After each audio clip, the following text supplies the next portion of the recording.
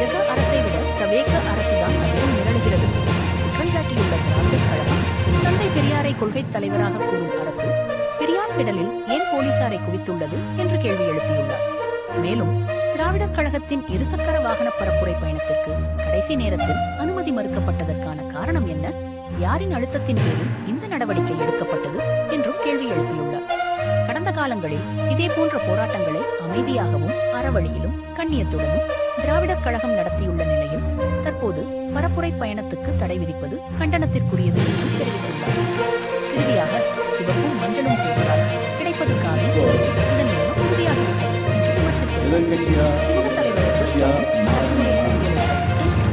கிளை வீரமணி தலைமையிலான பரப்புரை பயணம் உடனடியாக அனுமதி வழங்க வேண்டும் என்று தமிழக அரசுக்கு கோரிக்கை விடுத்துள்ளார்.